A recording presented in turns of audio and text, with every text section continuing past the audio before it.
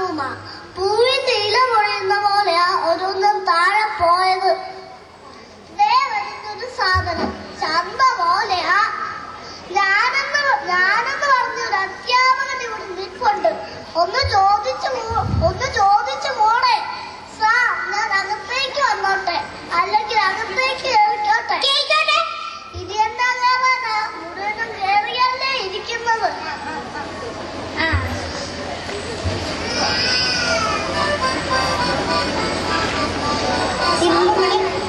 ഇന്നലെ എവിടെ ആയിരുന്നു? ഞാൻ ഇന്നലെ ലീവായിരുന്നോ? വീലായിരുന്നോ?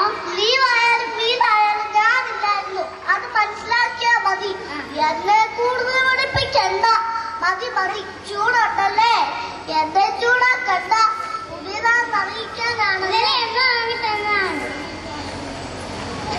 എടാ തൂങ്ങാതടാ, ഇതിൽ ഭേദം കുരുമുളക് കയറ് വാങ്ങി അതിൽ തൂങ്ങുന്നതാ. ശരി, ഇത് നമുക്ക് പാടത്തിലേക്ക് എടുക്കാം.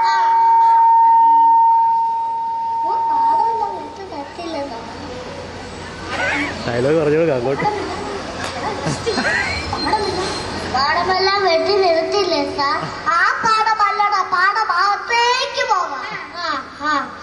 ആദ്യം വിത്ത് വെച്ചു തുടങ്ങാം. നമ്മൾ എവിടെയാണ് വിത്ത് കൂടുതൽ ഉപയോഗിക്കുന്നത്? ഉദാഹരണത്തിന് ജെയ്സൺ വിത്ത് ബിന്ദു, ജോണി വിത്ത് ജോളി, സൈമൺ വിത്ത് ലിസി. ഇതുപോലെ വിത്ത് കൂട്ടി ഒരു വാക്യം പറയൂ. വിത്തുകാള ഞങ്ങളുടെ വീട്ടിൽ 2 എണ്ണം ഉണ്ട്. 2 എണ്ണം അല്ലടാ, നിന്നെ കൂടെ കൂട്ടി 3 എണ്ണം ഉണ്ട്.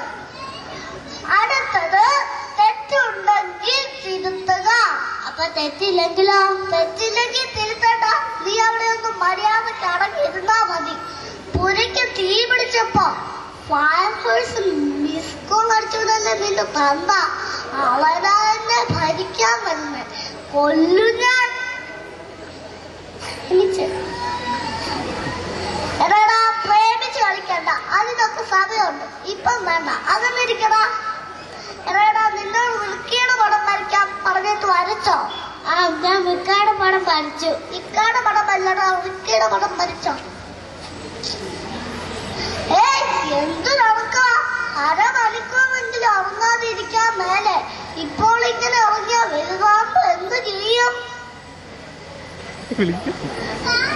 പ്യൂൺ വരുന്നുണ്ട്. എല്ലാവർക്കും ഒരു സന്തോഷ വാർത്തയുണ്ട്. അതെന്താണ്? ഈ വരുന്ന 27 സ്കൂളിന് അവധിയാണ്. അടിപൊളി, എല്ലാവർക്കും സന്തോഷമാണ്.